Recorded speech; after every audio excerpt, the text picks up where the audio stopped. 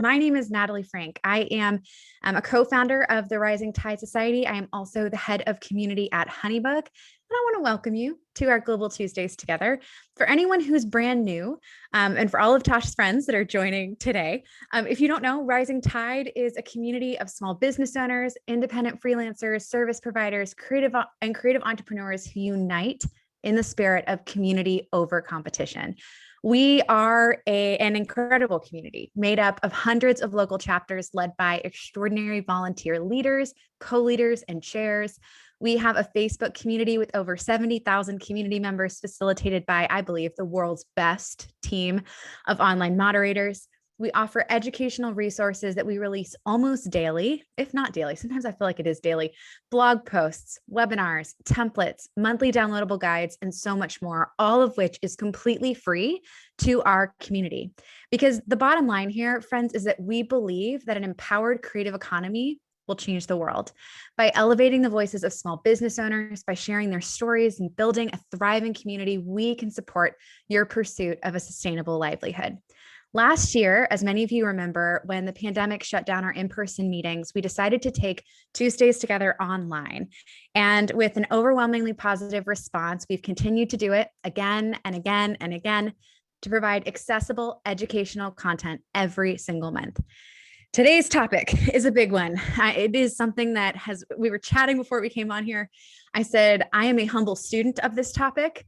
I am not an expert of this topic, which is why we have our extraordinary guest joining us today, Tasha. But we're talking about outsourcing and growing your team, something that at all stages of business we have to be thinking of. And that will change as we go through different stages of business, as we grow as entrepreneurs. So we're going to dive in. But before we dive in, before we get started, I do want to shout out and plug that we are doing a $50 American Express gift card giveaway today. Okay. So we are giving away a gift card. Now, you're probably wondering, okay, cool. I want to be entered to win this gift card, Natalie. How do I get the opportunity to win this awesome gift card? And by the way, you've got a really good chance to win this gift card. Those of you who are live and watching this in person, you've got a really good chance. So I want to encourage you to take advantage of it. All you have to do, really simple, is you have to share a post on Instagram stories. And in that post on Instagram stories, you need to tag Rising Tide Society and tag at the Tasha Booth. Kate is going to drop those handles in the chat so you can get them just right. But here's the thing. We may be separated right now by distance. We may all be tuning in from our home computers. Some of you in the car, not watching while driving, I know, but listening to the audio, maybe you while driving.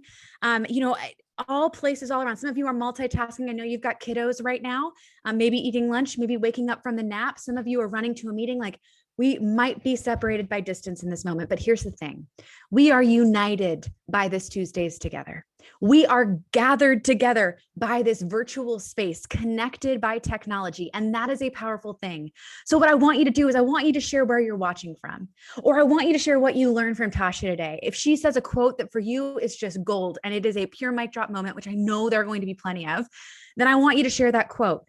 But the hope being that we might be separated by this distance, but we can be reminded that we are connected by this space, that together in this space, it's as if we are sitting side by side, even though we are only virtually connected in this moment, if that makes sense. I want to cultivate this space to feel as close in community as it can. And I think that sharing online and sharing that we're all watching this together is a really cool way to do that. Plus gift cards we all love. So as a reminder, $50 Amex gift card, share on Instagram stories, tag at Rising Tide Society and the Tasha Booth.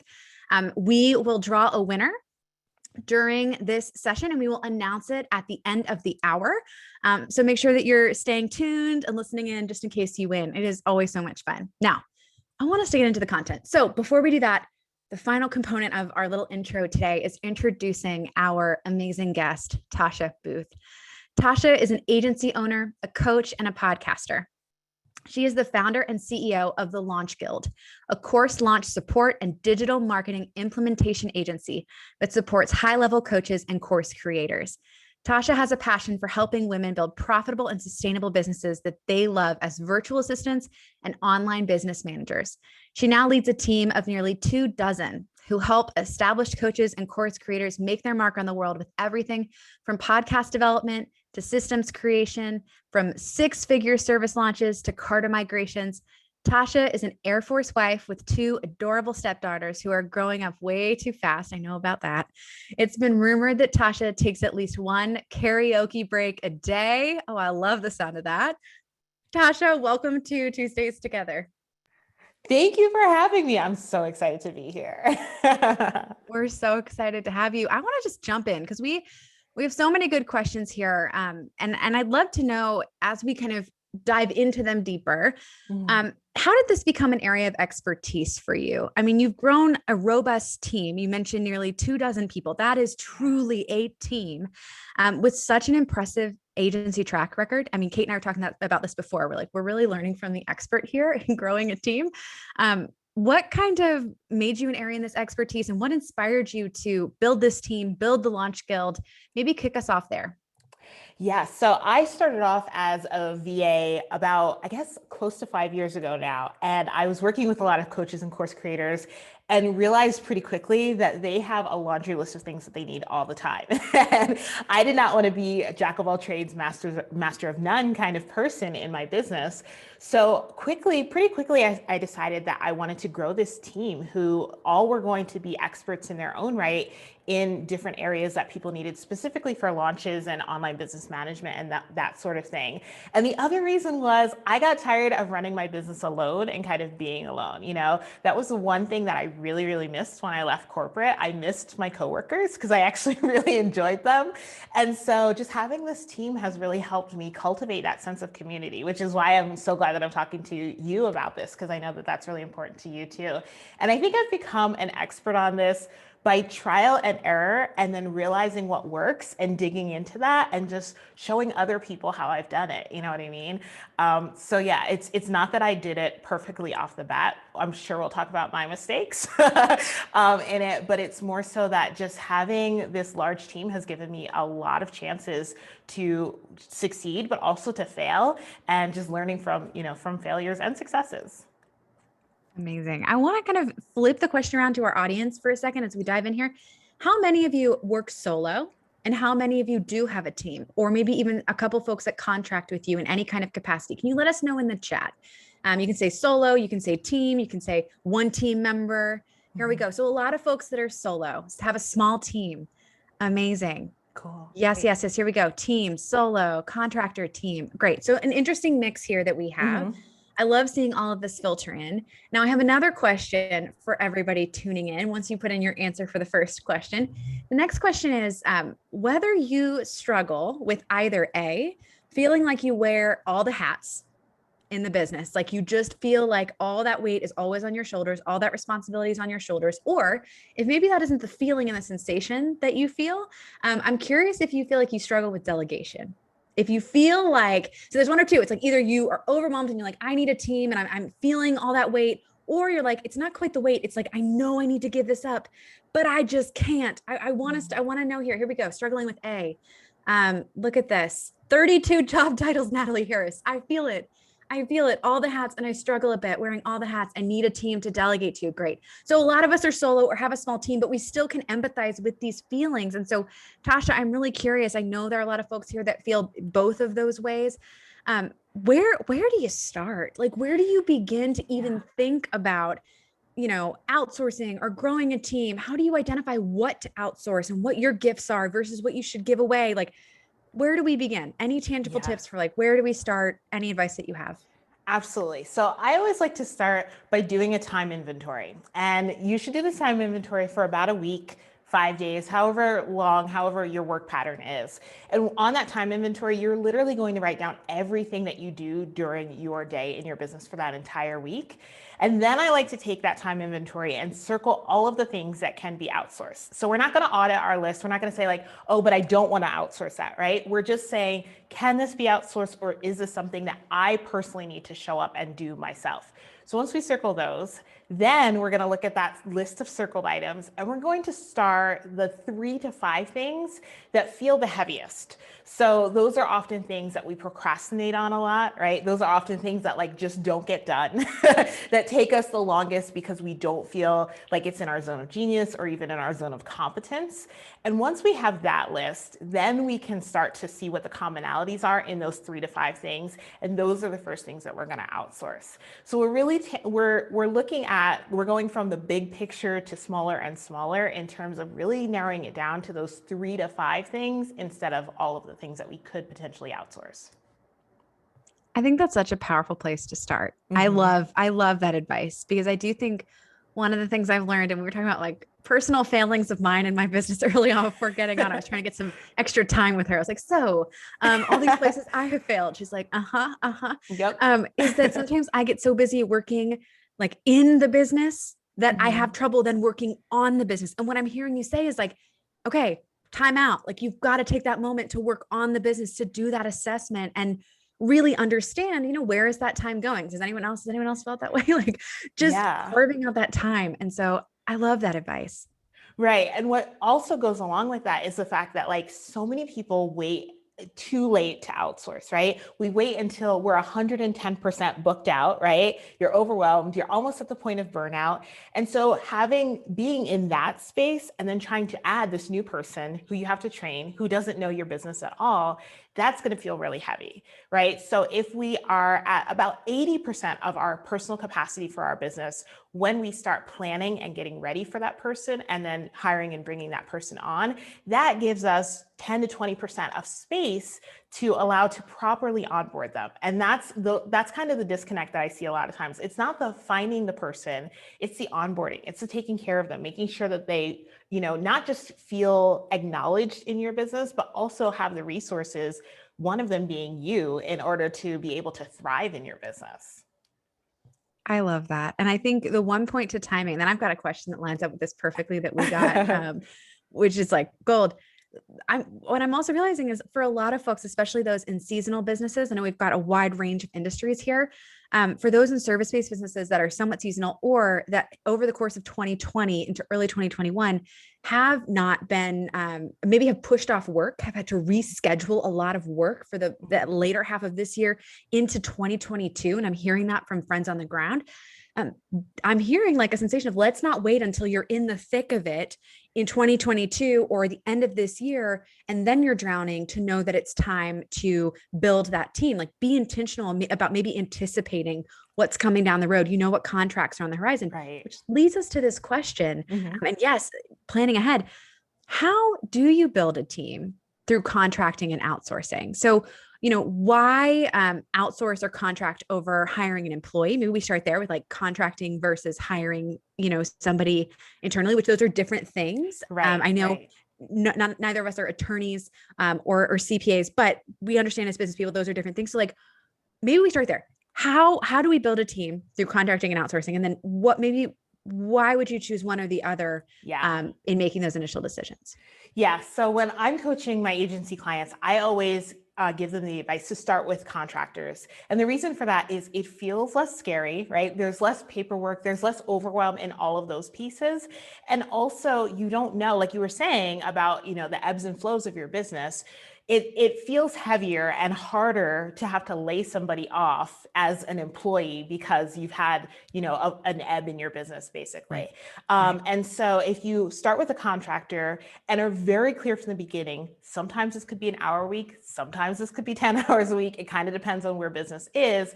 Then it's more on them to kind of fill the rest of their schedule and you just to communicate really well with them what the needs are for your business. So that's what I did probably for my first, I want to say about my first 20 team members were all contractors. And then once we saw kind of that our business was, we were kind of stable and steady, then we started looking at, okay, what are the places that we need people all the time for? And for me, that started with my director of operations. So she started off as 5 hours a week part-time over 2 years ago at this point. And then I started meeting her more and more and more. And she started off as a team lead and then quickly became, more of a director of operations. And I kind of started getting this like feeling like, I want all of your time. I don't want to have to stand in line, anymore. Like I need you like when I need you, And so we started talking about it and she became my first full-time hire. And then after I saw, and that was a really big, heavy and scary thing. So just know that it's going to be scary, right? Just accept that. So once I did that, then I saw, okay, this can work. I can pay her weekly. I've never missed a paycheck, that sort of thing. And then we realized that as our business is growing, we have more of those ongoing needs. So now we're moving to an employee model business in my business at the Launch Guild. But at the same time, starting people as a contractor just gives you more flexibility and it is going to feel way less scary. Oh, I love that advice. I absolutely love that advice. And it kind of along these sort of entry level intro into hiring lines, Christine asked a great question here in the chat. She says, what kinds of things are outsourceable versus not, especially when it comes to virtual work, which I think is for the most part, the kind of work that most of us, when we're starting, are thinking about, either a virtual assistant, or for some folks, it could be a photo editor, or, like there's such a range, but the idea being like, what is outsourceable and what's not when we're talking about virtual work, even in thinking about, okay, like contractors, like, great, I did the time assessment. I see things I think can be contracted, but maybe I'm missing something. Like what else? What else could be outsourced? What are some basic things the fun answer is that almost anything can be outsourced. And so that's the fun answer, right? But when you're first starting, when you're looking at your first virtual assistant, for example, you really want to look at those things that are repeatable tasks that somebody else can easily do. So I think of Canva templates, right? I think of scheduling people. I think of like doing your contracts and sending them out, those sorts of things that you can easily say, okay, this is step one, this is step two, so on and so forth. So we want to look at those tasks. We want to look at the task-based things that are easily repeatable.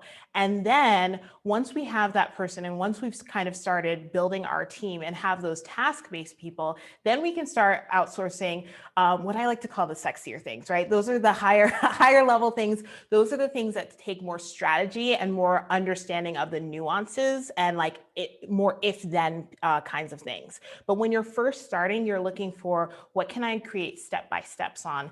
Another great place is bookkeeping. I know that was like one of the first things I outsourced because I was that person who like April 14th every year was like, I got to do my books for the whole last year, right? So bookkeeping is a great one to outsource and just having somebody go in monthly and reconcile all of your things so it's not a hot mess express at the end of the year. Oh, the bookkeeping one changed my life. I mean, truly, like it's like before and then after bookkeeper in the business.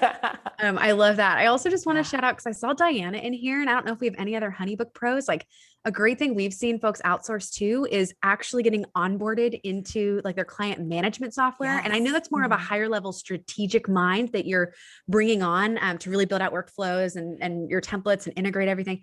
But what a game changer that we've just seen. I mean, there we go. And Becca's in here too. So like back-end business management, a great thing too. If you're somebody that, you like signed up for a CRM, you got your trial at HoneyBook, but you're like, I never really built it out. I just send contracts on it. It's not running my business.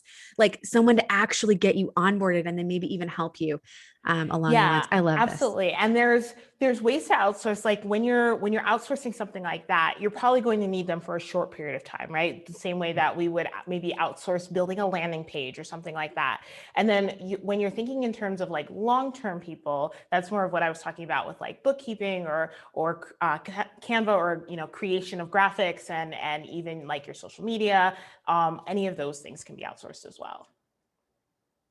Yeah, absolutely. Amazing. Social media is a big one too. We hear that all the time. And I think it's like when you're doing that assessment, those repeatable tasks, but also, what do you love and what do you not so much love? That does play a role, doesn't it? A little bit. Yeah, it plays a huge role because going back to that time inventory, really thinking about, if you're not going to, if it doesn't light you up, you're probably not going to do it. It's probably going to be something that is on your back burner, or it's taking you so much time that you could be taking to do the thing that lights you up and the reason that you actually started your business. We work with so many people who are, attorneys or they're accountants or they're therapists. They're not doing, they're not launch people, or they're not doing the things that they hire us to do.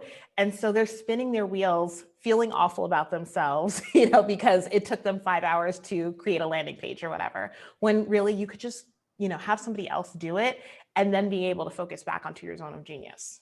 I love that. And there have been, especially over the last year or two, with just so much more being added to so many of our plates. I know that we can all sort of pick up on the red flags in ourselves. We know ourselves better than anyone else. So for example, I'll be real honest here. A red flag for me that I need to start being more intentional about delegation, outsourcing, is when I start to have tasks that stay on my to-do list for days and days and days, and not necessarily because I don't actually have the time to do them. I have very little time, but because the thought of doing them, the emotional capacity required to do them, or, simply that it becomes something that I procrastinate and I push off. I've learned over the years, that's a flag that I can't keep pushing it off. I actually need to evaluate, is there somebody better suited that could get this done faster, like you said, or could take this off my plate, just to ensure that I'm really allocating that time to the aspects of my business or whatever I'm working on that are going to make the biggest impact for my clients, instead of sometimes getting caught up in that procrastination pattern. Right. And I have a friend who has the same, or who expressed basically the same thing. And now what she does is, if she changes the due date on something on her in Asana more than 3 times, she's like, either it needs to be deleted or delegated because it's not getting done by me. Okay, that's a quotable right there. Deleted or delegated if you're seeing it getting pushed down the field over and over again. I love it. And I love your Tabitha saying a red flag for me is onboarding clients. So I'd be curious to know even more about that.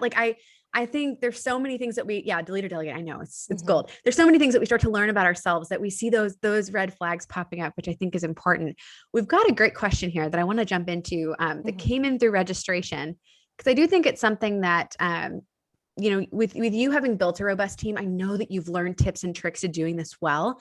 And for some folks, this might be the first time, this either because of the pandemic or just as they're hiring for the first time that they're dealing with virtual work.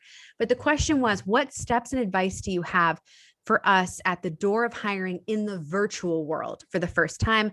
I'm 62 and I know in-person support only. So really anything that makes working virtually as a team a better experience, or advice that you have for us there? Yeah, I really think that it comes down to really clear communication. And even though we're in the virtual world, it's so important to be able to see each other's faces and connect in a real way.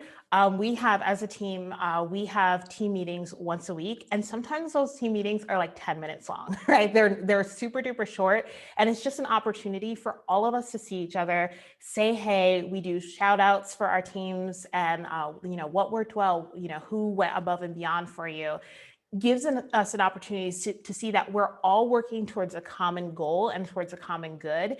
And I think sometimes if we only see people when there's a problem, or if we're only sending an email or only sending a Slack message, it doesn't give us an opportunity to really get to know people as people. So I think that that's a huge, huge part. The other thing I'd say, just in general, anytime you're hiring, whether it's in person or definitely online, is to take your time and really think about what are the core, not just skill sets that you need in that perfect person for you, but human qualities as well, right?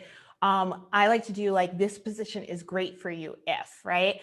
I know personally, I am not a micromanager. And so if anybody's going to need to come back and have me check and approve everything and ask 100,000 questions, I can't have that person on my team because I don't have the time nor the desire. Right? And so thinking in terms of how you work, what you need as a person, as a leader, and then just putting that into the hiring process and being really honest about how you work, who you are, and what you need. Those are kind of the 2 things. So really being clear with your communication and being able to see each other face to face, making real time to do that. I would say at least weekly for one team member, or definitely, a larger team, multiple team members, and also taking your time in the hiring process. Oh my gosh, straight gold. with communications, do you use, I hear Slack. Is that what you use as Mhm. the primary vehicle? Then what are you using for video? Are you using Zoom or Yeah, Hangouts? so we use Zoom for our videos. Okay. We use Slack, and then we do a lot of Loom videos too. Okay. So I found that recently. So one of the things that I always tell my team about me is that I have adult ADHD, right? So long emails do not work for me. I will not read them. I always tell them from the very beginning, I need you to keep the email short. I need you to keep it bulleted if you ever expect a response back from me. And so one step further that is helpful in that is me being able to look at a video instead of having to read an email asking questions, right? So that's something that we've really been working on. That, and if we want to have a conversation, we use Voxer as well. So yeah, thinking in terms of where each thing needs to be. If it's like a task, it goes in our project management software, right? If it's a conversation, it could be Voxer or Slack, that sort of thing.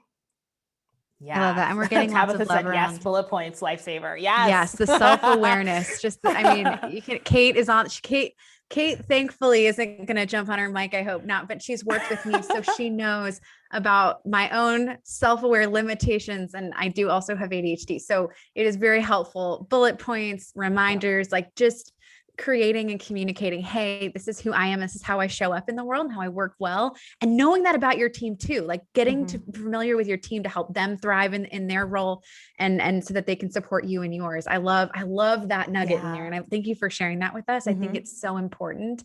And we're getting great advice here in the chat too. What were those Yeah. conversation apps that you mentioned again? Ask Chelsea. Yeah, so Slack is a good one for conversation, and then Voxer also. So if it's something that like I either it's the end of the day and I'm like, I cannot type all of this, I just can't do it, then we'll go to Slack. Or if it's something that has maybe a little bit of nuance, sometimes we just really need to hear tone. And so if it's something that's starting to feel like, oh, this could be interpreted the wrong way, I'll go to Voxer and I'll say, I just wanted you to hear my voice, like, know that I'm not upset. I just want to, that sort of thing. Yeah.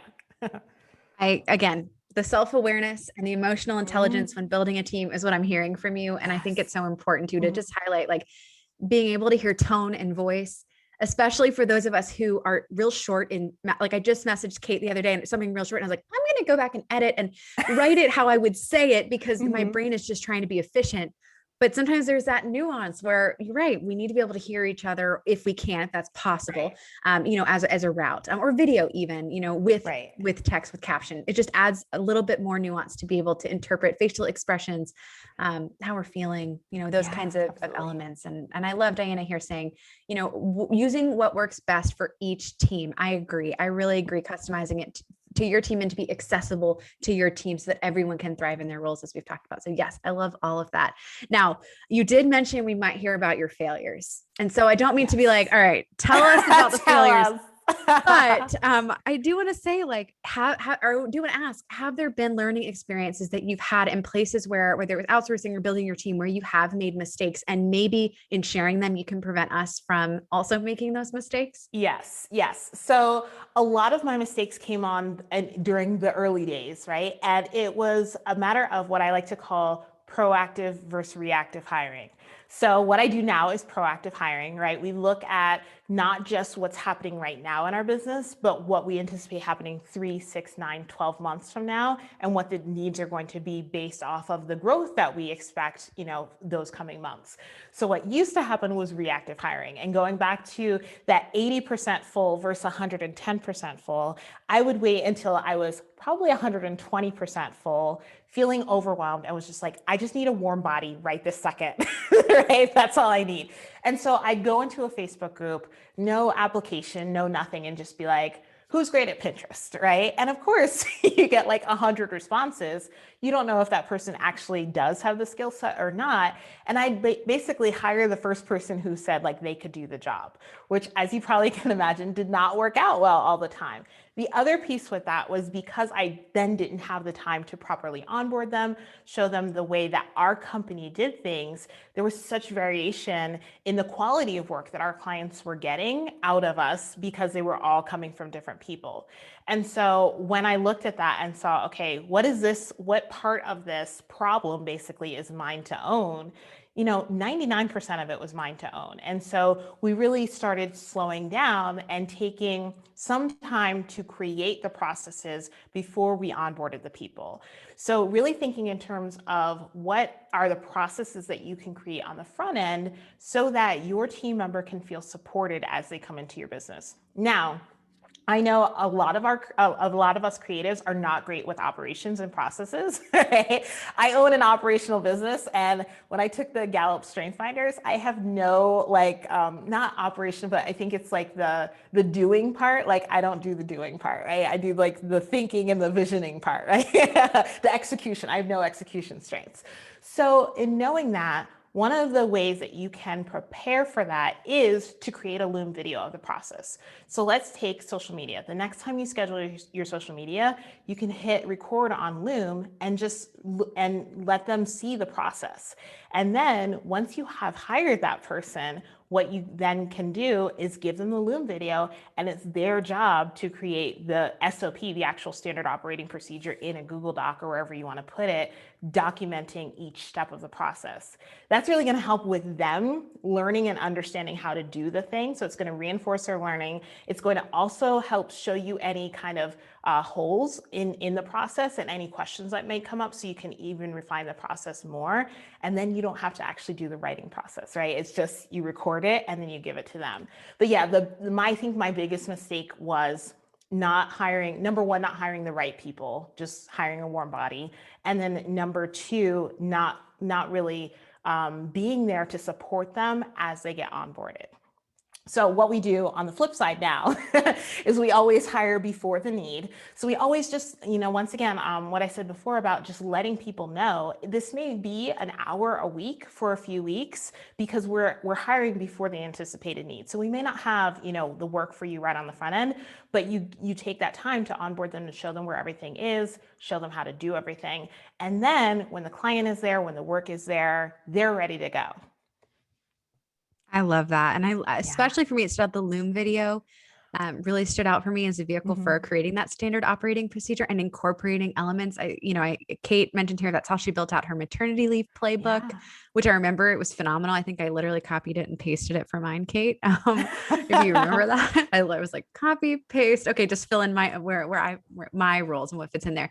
I also want to highlight here, because a lot of folks didn't know this, and I didn't know this, that Loom has a transcription option, and accessibility is really important to us. So I want to highlight that it has transcriptions, which is fantastic as well. But I'm curious just to ask, I'm nervous to ask this question to everyone, but I'm curious to know, how many of you have standard operating procedures? How many of you have taken the time to actually, at any point in your business, sit down and create them? I see Becca here has them. Yeah. If you don't, tell me. Yeah, you don't have to be ashamed. There is no room for shame here, Penny. We're throwing it out the door. I didn't, and I still don't have enough. Like, if I'm being honest, I need to create them. So hearing this is like a good personal reminder here. Nope, have to get to that. I love that. Where's Becca? She creates them for clients all day. Okay. So if anyone needs help with building those, Becca here in the chat is there for you and here to help. Let's see here. I don't have enough. I don't follow through. I see that's from that thing with me too. And the ADHD, it's difficult for me to follow through. So I need to do it, because having it let somebody else run with it, which is what I'm hearing. And not yet. So, okay. So we're seeing that this is an opportunity for growth. I'm not going to call it a pain point or a problem. I'm going to call it an opportunity for all of us here. Total opportunity. And let me just say that until I hired Jay Lorray, I think Jay Lorray was probably my 12th hire. So until I hired her, I had 0 SOPs. I had 12 people on my team and 0 SOPs. We now have an SOP library of, I think, over 150 SOPs for our business. And it's absolutely amazing. But if you don't have any yet, definitely no shame, because we all start somewhere. I love it. No, and I feel you. I agree. And then we got Becca. We got you. She's in the chat. She just dropped her info. So if you need help with creating that, go ahead and support Becca. I love it. This is a question that I think might even be one that holds a lot of people back from outsourcing, from growing their team. And I know for a long time, I wasn't even aware there were solutions to this, but somebody asked us, how do you protect your security when bringing on outside help? Is this something I should have in place? If I'm bringing on a VA, an OBM, an agency, would they have a process for this? Like any advice on like how to protect, sharing of passwords is, I think, Yeah. those Mhm. types of nuanced things. Even if somebody's in your Instagram account and, people are sending you personal information, like how do you protect Right. security and passwords and things like that? Well, number one, we have an NDA that we have all of our team members sign. So that's kind of like level one on that. Also, we ask for references. We have a 3-step hiring process. So by the time they get to be a team member on our team, we feel really good about them. And we feel like we vetted them really well. Then the next layer of that is LastPass, which I think somebody just commented about LastPass. LastPass is actually think of it as like a lockbox for all of your passwords. You can even put like credit card information and that sort of thing in there. Literally everything that our clients send to us, their passwords and everything, as well as any internal passwords, we always put into LastPass. And what's great about that is that if the other person also has LastPass, you can share your password with them without it being seen by them. So that's a really important and key piece as well. And I think just taking your time, not just in the hiring process, but also in the onboarding process of getting to know that person and being able to trust a little at a time. It's kind of like dating in that way, right? Like we don't give all of our information when we're first starting to date someone. We take it a little bit at a time. And so like Danny on my team, who's my executive assistant, she now has what I like to call the keys to the kingdom. But she's been on my team for almost 3 years. When we first started, it was a little trust, a little trust, a little trust, especially in those password things. So I would say kind of have a layered approach to it in terms of signing a non-disclosure agreement, protecting your passwords with LastPass, and then just trusting a little bit at a time when it comes to things like that. Danny is great, Kate. I love her. Amazing. All right, we got 2 questions here that are separate but in the same vein, so I'm going to ask them together. The first is, how do I get over the mindset of not charging enough to hire help? I'm currently outsourcing wedding editing and album designs as a photographer. So the idea that like I'm not charging enough or making enough in order to get the help that I need being one question. And then an additional question in that same vein: do you have tips for allocating or securing funding to hire the necessary but best team? So money questions here and concerns about cash flow, funding, all of that. Yeah, absolutely. So the first one is, I think I'm so glad that you're looking at how much you can allocate to a team, because that was another mistake that I made.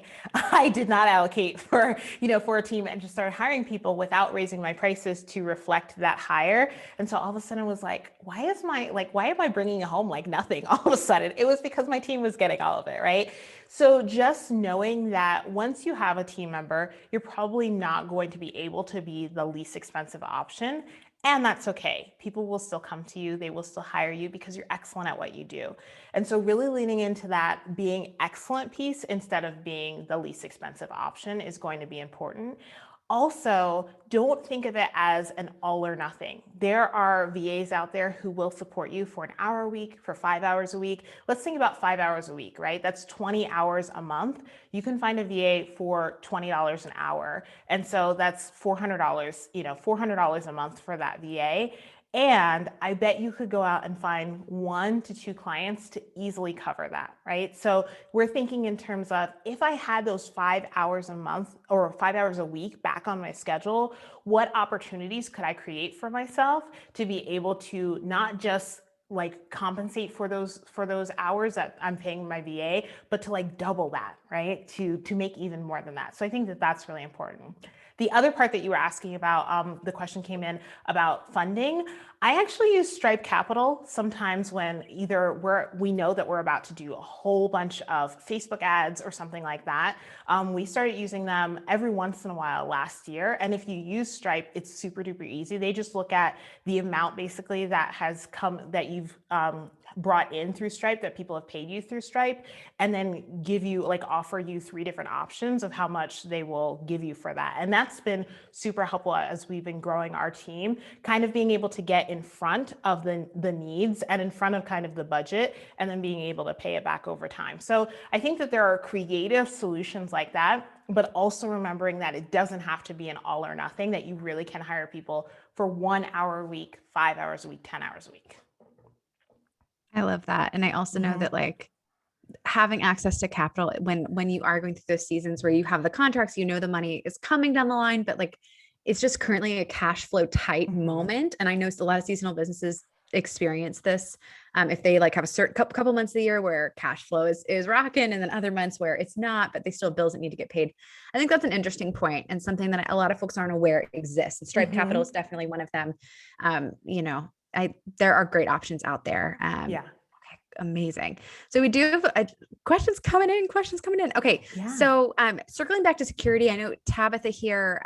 Tabitha had a question. I would like to tell one of my contractors not to print any documents from our client management system. How can I ensure this? Or is this just sort of a trust component? And anything like that maybe in your business, like I mentioned, for example, Instagram, personally to me, like for Tabitha, it's client management, not wanting those documents to be kind of printed. For me, it's like if someone sends me a DM, that's why I've always been hesitant to let somebody in to help me with Instagram. It's just because I get a lot of intimate and really kind and sweet and vulnerable messages from community members. And I really protect that. Like I really, really guard and protect that. Because that's why I love what I do and why I do what I do. So different situations, but like maybe the question here is like, how do you ensure it, or any additional advice on trust? Like I know you kind of went into like building that trust, but yeah, like should it be in the NDA specifically with the expectations, or just? Yeah, I definitely think that if there are things like that are just like, this is really important to me, whatever is important to you for that NDA should be in there. And Great. so I know that like I've been able to trust my team if I say like, hey, don't go into this, or like just let me handle this or whatever, they will, and they won't look at it or whatever the case may be. So just know that you're probably a lot of that, especially in the online space, is going to be about trust. And also putting it in the NDA and making sure that you're clear, once again, with communication on the front end, so that if trust is broken, you can go back and say, you know, like, here's what happened, and here's what I had asked you to do and what you ended up doing. Accountability is something I hadn't actually considered, but that's so important.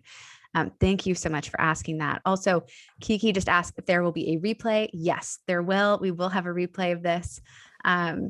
Let's see, what else do we have? I know we have a bunch in the chat here too. Hold on, I'm looking at like 3 different places. Great. Okay, I love this question from Michelle. So how do we find a VA that fits your business? What are questions we should ask? Where do we get started? I think virtual assistants are one of the key categories that so many folks are interested that are attending today are like, okay, how do I start finding my VA? You know, what questions should I be asking? So I like to do at least a 2-step approach, preferably a 3-step approach. So step 1 and step 2 are both going to be applications, right? And some VAs will have their own process, which is why I suggest that like if they have their own process, you can do one application just to make sure, just to kind of like make sure that their skills line up, and then go through their process. So if they have, you know, a discovery call process or whatever, they're a business owner, so you want to make sure that you're going through their process. But what I do in my and it's a little bit different because they're subcontractors rather than, you know, being their own business owner for this part. What I do, number 1, is that first application is all about skill set, right? So do they have the skill set? Do they have the hours of availability that I need? Those sorts of things. Then usually we get probably 25% out of the 100% of people will go on to step 2, which is that deeper application. That deeper application is going to be more about the things in your business that you actually care about. So I ask for, tell me about a time when you had a conflict with another business owner or with a client. What was the problem? What was the solution, right? Or that's one of the questions that I may ask. And it's a lot more open-ended. So another question that I ask is like, if I say that, you know, our client needs to have a webinar, what would be the first 5 tasks that you would set up in Asana in terms of workflow for that? Or I say like up to 10 tasks, right? So looking at what their primary role is going to be, their roles and responsibility, and how can you create some questions around those roles and responsibilities, and preferably some open-ended questions. So you start to kind of see like how they process information, their thought pattern, their communication styles, their attention to detail with like things like grammar and spelling, all of those things. Then the last one is that you're actually going to have a conversation with them. So you are going to hop on a Zoom call or however you want to do it, and just have a conversation with them. Make sure that they bring some questions to you, because we always want to make sure that this is a great fit for both sides and not just for you, but that they're really excited and know your expectations for the role. And you also understand what they're going to need to be able to shine. So we're looking at that 3-step process. And then by then you're probably like, yes, this person is the perfect fit, right? Because you've taken the time to really get to know them in small increments, 3 separate ways. So yeah, it's worked perfectly from the time when I was just hiring whoever said yes first to now. We have, very limited turnover in our business. Most of our team members have been with us for 2 going on 3 years at this point. And I really think it's because we took the time in the front end to get to know them and to make sure that they were going to be a great fit for our team. Amazing. Christine has a question here around, basically it's a long question with a lot of questions about rates, charging. I'm going to kind of synthesize it to a question of like, what are the going rates for finding an excellent VA and the variety of services they may offer? And I understand that it's going to vary, but like, kind of what's a ballpark that someone might be expecting to pay for a virtual assistant? Yeah. So it really depends on, is it admin, is it tech, is it some kind of specialty? For anything like admin, you're probably going to be about $20 to $35 an hour. Anywhere in tech, you're probably going to be around 30 to 45 plus an hour. And then when you start looking at specialties like online business manager or project manager, 65 all the way up is probably going to be your ballpark. And I'm just going to say this because I love my virtual assistants. Please make sure that you're paying great rates no matter where they live in the world. It's really, really disheartening to see so many of the VAs in my community being offered $3 an hour just because they happen to live in one place instead of another. So yeah. Thank you. I wish I could just highlight that and repeat it again. I also stand with you in that. And we've seen conversations arise. So it raises questions, I think, around ethics. And Yeah. it's important for us to kind of acknowledge that it is critical to ensure that folks are getting paid appropriately for their work, regardless of where they live. That is not really, we talk about virtual, we are all connected. Right. And it's just so important. So thank you for saying that. I love that. And a lot of folks here agreeing with you on that. Let me see. Hold on. We've got such great questions here. Okay. Yeah. Rebecca asked like the question of questions. And I love this. Starting off with, how do you cultivate commitment? In addition to paying people appropriately, which we just talked about, it takes so much time to train and onboard new people. What are keys that you look for when hiring or bringing someone on, just to see that they'll be with you long enough to really make all that training investment worth it for your business? So like, how do you cultivate that commitment? I love this question. And I'm going to tell you, Rebecca, this one is a hard one, right? But there are things that you can do to kind of do as best as you can, right? I think that I ask really great questions at this point in it. And I've still had some duds that like, I thought were going to be with me for forever. And like 2 weeks in, they're like, oh, I just took a full-time job. Like what happened, right? Where were we? But I think asking a lot of questions on that question and answer, that kind of during the application process will really help with that. So I don't like the 5-year question because I'm like, I don't know what I'm going to be doing in 5 years. Like we live in the virtual space. It goes really fast. So I like to ask, like, tell me about your 6-month to a year long plan, right? Like, what are your goals for this role in this company? And I'm also looking for some red flags in that. I'm looking for when people say like, oh, I just want to learn from you, right? That's a red flag. I'm not your mentor. You're working with me in this business. I'm not your mentor. So that's a red flag. Saying like, oh, I'm looking to build a similar kind of empire as yours. That also starts having a time, whatever, but yeah, they're not going to be there long term. So I'm looking for answers that are about like, I am looking for a long-term sustainable community. Those sorts of things are what I'm looking for when I'm asking people those questions. And all the other things are kind of red flags for me at this point. Amazing. No, I think that advice is gold. It really is. We have a question here from Asif. Asif, I hope I'm pronouncing your name correctly. What are the expectations that entrepreneurs have when they're looking for hiring a freelancer? And in this case, a freelance copywriter. But actually, this is such an important question. So, like, what are some things that you look for and expectations that you have when you go and you hire somebody for freelance work? To maybe help kind of paint a picture for what those expectations could be. If someone in here is looking to become the one who it's outsourced to, or who wants to take on the role on the other side of this conversation. Yeah, I love that. So I'm looking for somebody who displays ownership and leadership around their position from the get-go, right? That is so important to me because, like I was saying before, I'm not a micromanager. And whether it's a VA or whether it's the director of operations for my team, everyone needs to own their task. Everyone needs to own their position and really have agency over that. I'm also looking for people who don't just think that I'm the smartest person in the room, because I know that I'm not. And so if you see something that's not working, come to me and let me know. Let's collaborate on that. So that's the ownership and the leadership piece. I'm also looking for people who have just taken the time and attention to learn about my business. So many times, so this is a big one when you're hiring.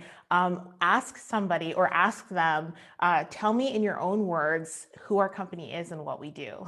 And you will see so many people with deer in headlights, and you're like, you got all the way through round 3 of this hiring process and didn't bother to go to our website and find out what we do, right?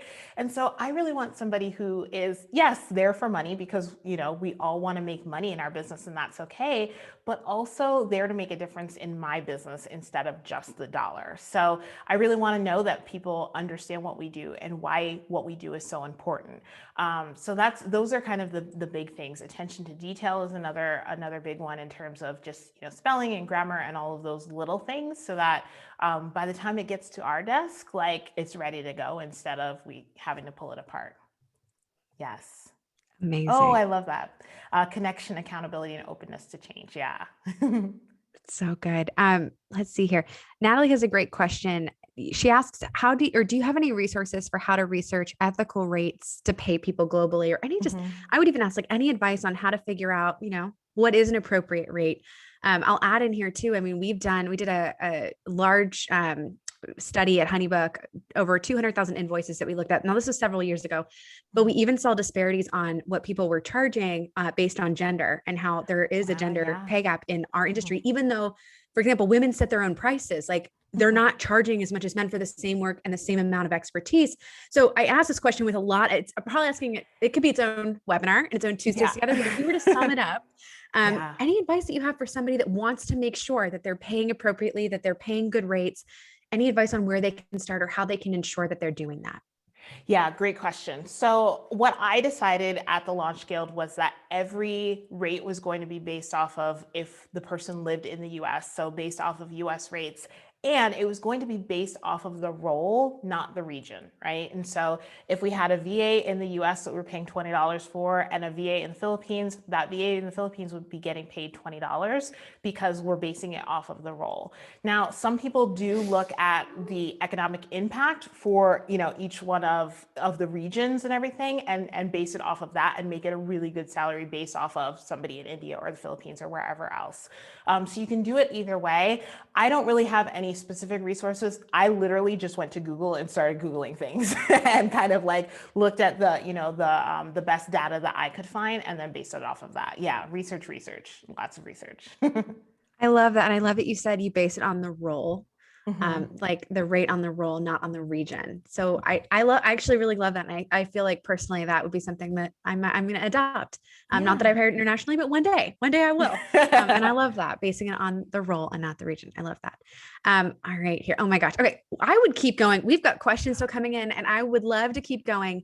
But I also really want to respect your time. So what we're going to do is we're going to hit pause for a moment. We're going to circle back to our giveaway. And then before we conclude, I'm going to make sure that you have all of Tasha's information so that you can send her, additional questions, join her, in where she lives online and all her offerings that she has. And I just think that there's so much more that I know I want to learn from you. So I'm excited to share that with everybody. First of all, I want to say thank you to everyone who shared on Instagram stories and posted about our Global Tuesdays together. We do have a winner. Thank you, Kate, for pulling a random winner from today's giveaway. you will receive a $50 American Express gift card to use however you please. Although I did forget this disclaimer, we often encourage, if you can use it with a small business, we love that at Rising Tide. But again, whatever you want to put that $50 towards, you put it towards. This goes to at Toasted Events NY. So at Toasted Events NY, congratulations. Thank you for sharing. And then before we conclude, I just want to take a moment to thank you, Tasha, and encourage, if folks want to follow along to continue to be a part of this conversation with you, where would you like to send them? Where should they head to continue engaging with you? Yes. So I am on Instagram a lot. So you can hang out with me at the Tasha Booth. Also, my website is tashabooth.com and thelaunchguild.com. So I'm everywhere online, everywhere. Amazing. And Kate just perfect. Look at it. She's like on it. Kate just dropped those so links good. in the chat so that people can make sure to connect. And I just want to take a moment here as we close out and just thank everybody who joined us today, who took their time and is a part of this extraordinary community. To thank Tasha for just sharing wisdom on wisdom on wisdom and so much knowledge. I mean, I don't know about y'all. Do y'all feel encouraged and inspired right now? Because I know I do. I love this. Yes. And there will be a replay emailed out as well. So if you want to rewatch parts of what Tasha shared today and questions that were asked, you can get access to that replay, and you'll get it just by being a registrant of this event. And I also want to make sure to just thank the one and only Kate Masters, who is the reason this all operates and happens. And she is the MVP. So Kate, we love you. Tasha, we love you. Everybody in the community, we love you too. Thank you so much for being here. And we'll see you next month for our next Global Tuesdays together. Thank you. Take care, everybody. Bye.